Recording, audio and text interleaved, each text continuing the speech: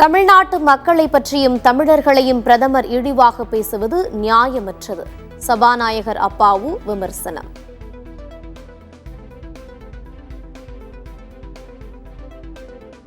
நாகை, கன்னியாகுமரி, நெல்லை மாவட்டங்களில் இன்று இடியுடன் கூடிய மிதமான மழைக்கு வாய்ப்பு. நெல்லை, நாகை, கன்னியாகுமரி மாவட்டங்களில் காலை 10 மணி வரை மழை பெய்யக்கூடும் என வானிலை மையம் தகவல். பிலிகுண்டுலுவில் காவிரி நீர்வரத்து அதிகரிப்பு. வினாடிக்கு 1000 கன அடியிலிருந்து 3000 கன அடியாக உயர்வு.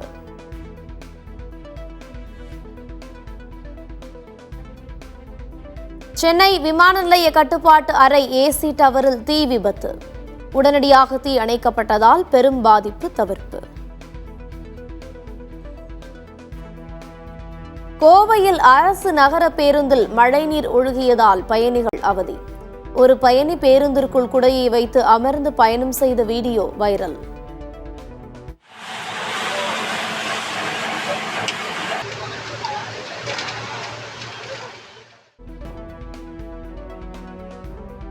நாடாளுமன்ற 6ஆம் கட்ட தேர்தலுக்கான பிரச்சாரம் இன்று மாலையுடன் நிறைவு. இறுதிக்கட்ட வாக்குச் சேகரிப்பில் அரசியல் கட்சித் தலைவர்கள், வேட்பாளர்கள் தீவிரம்.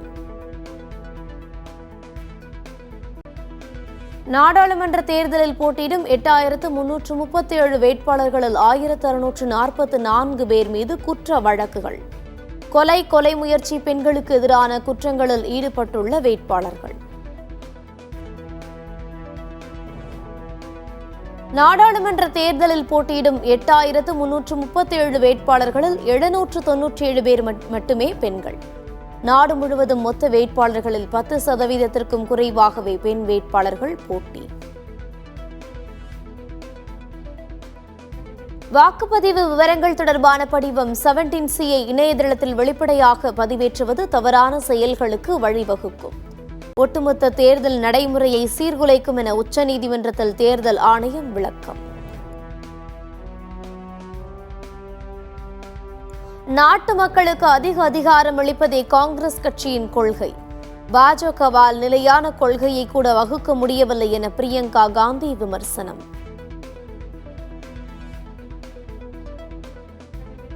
சுவாதி மாலிவால் விவகாரத்தில் 2 பகுதிகள் உள்ளதாக அரவிந்த் கெஜ்ரிவால் கருத்து. நியாயமான விசாரணை நடத்தப்பட்ட நீதி வழங்கப்பட வேண்டும் என்று வலியுறுத்தல்.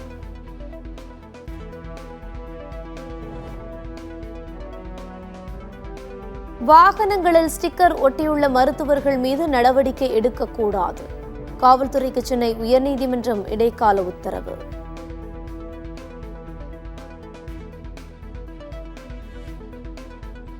டெல்லியின் மின் தேவை நேற்று ஒரே நாளில் 8000 மெகாவாட்டாக உயர்வு. கோடை வெப்பத்தால் டெல்லியின் மின் தேவை அடுத்தடுத்த நாட்களில் புதிய உச்சம்.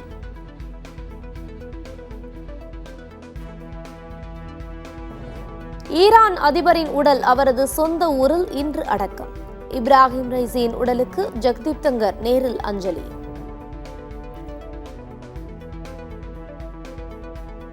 வியட்நாம் நாட்டின் புதிய அதிபராக டோலாம் பதவியேற்பு. ஊழல் எதிர்ப்பில் உறுதியாக இருப்பதாக அதிபர் டோலாம் அறிவிப்பு.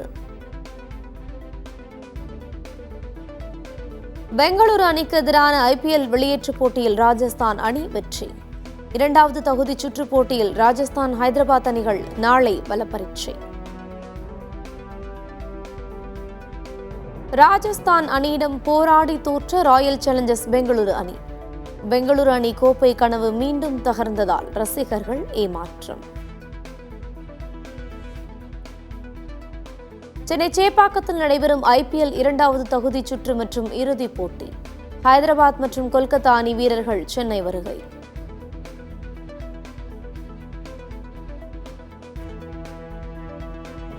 அனுமதியின்றி குணா பட பாடலை பயன்படுத்தியதற்காக மஞ்சுமல் பாய்ஸ் பட நிறுவனத்திற்கு இளையராஜா நோட்டீஸ். உரிய இழப்பீடு வழங்காவிட்டால் வழக்கு தொடரப்படும் என இசையமைப்பாளர் இளையராஜா எச்சரிக்கை.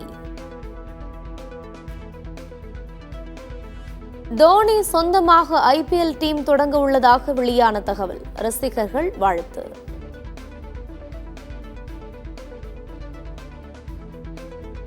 IPL-இல் ஓய்வறிவித்தார் தமிழக வீரர் தினேஷ் கார்த்திக். நேற்றைய எலிமினேட்டர் போட்டி முடிவில் ஓய்வை அறிவித்தார்.